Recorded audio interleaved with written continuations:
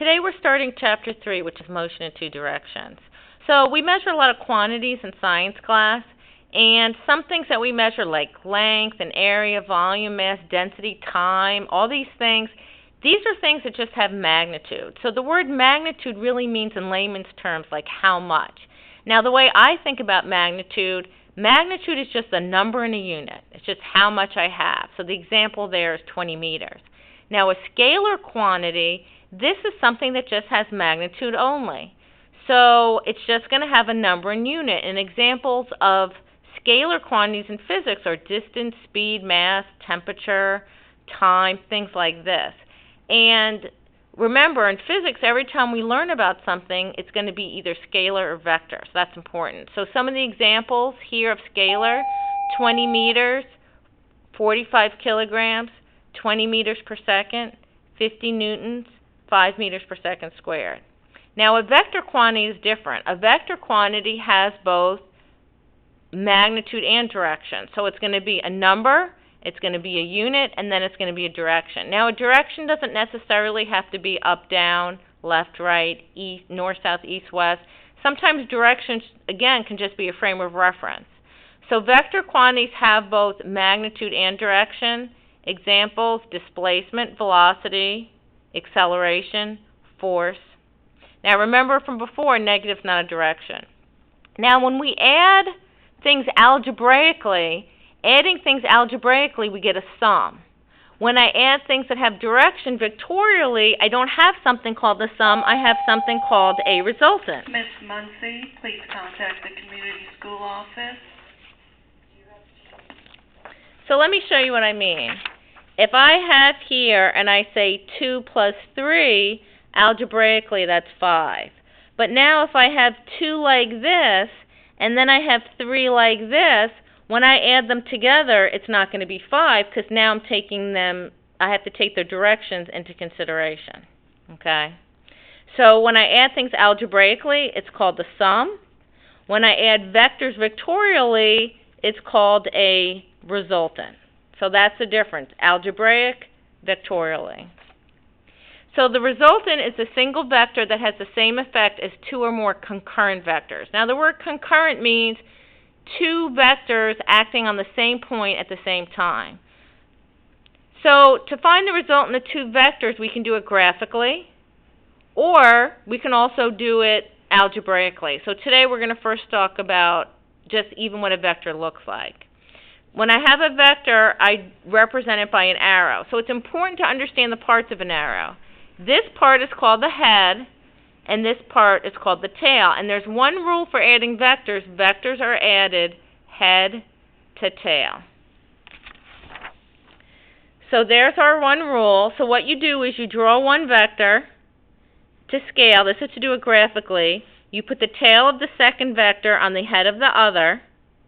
And then from where I start to where I end up, I draw my resultant. So if we go back and we look at the example that I did for you. Please contact the community school office. Erica Muncy, please contact the community school office at 27931. Thank you.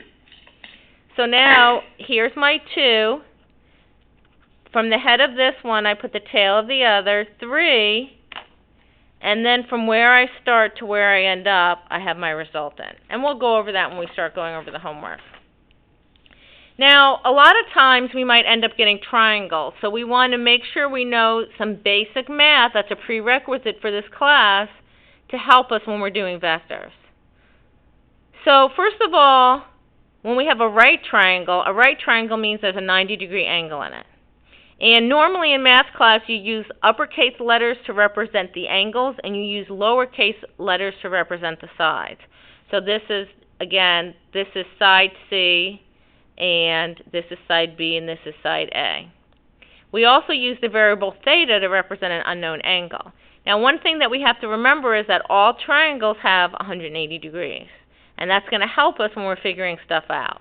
We also have to remember our definitions of sine, cosine, and tangent. So sine of an angle is opposite over hypotenuse, and remember the hypotenuse is opposite the 90-degree angle. Cosine is equal to adjacent over hypotenuse, and tangent is equal to opposite over adjacent.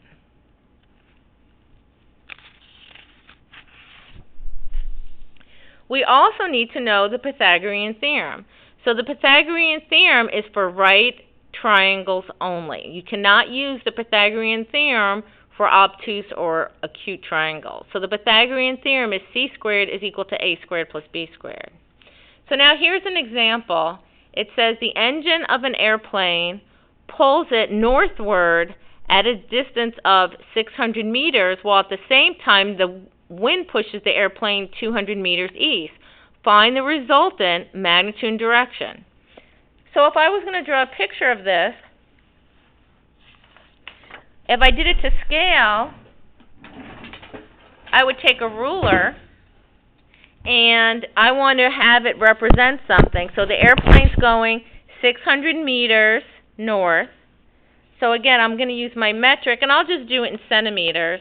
So I'm going to pick my starting point, and now I want to go 6 centimeters north. So this is where I start. So 1 centimeter is equal to 100 kilometers.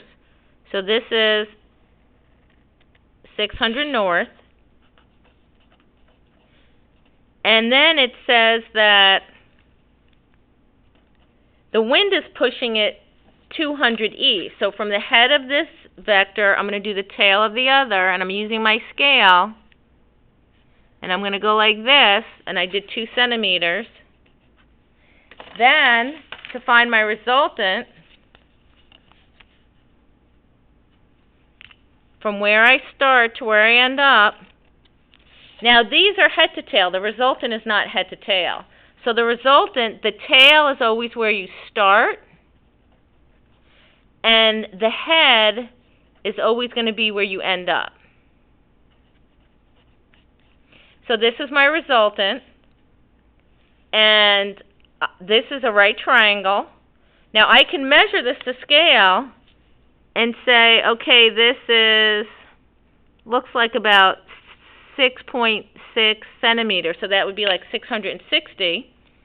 And then I can measure this with a protractor. Or what I could do is I could use math, and I could do it mathematically. And this is a right triangle. I would use the Pythagorean theorem, and then I would use, this is 200. So I could say that whatever this, if I wanted to find this angle, I have opposite and adjacent, so I could use tangent.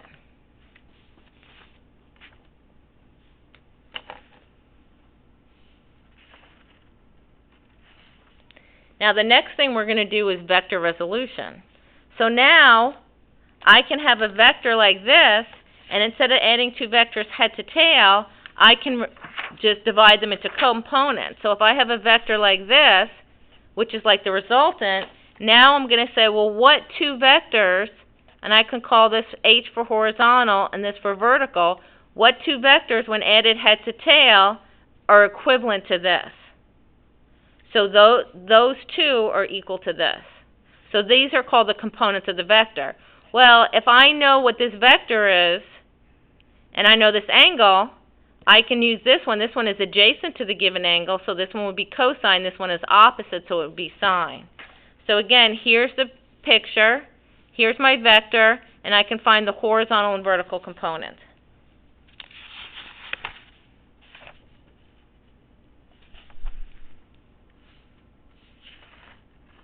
And the reason we use components is that what happens if I have 3 vectors and I add them head to tail and I want to find the resultant? They're not going to form a triangle. So when I add these 3 head to tail, I'm going to find the components of each of these, and then when I find the components of each of these, then I can add all the components and do that. But that's for the next lesson.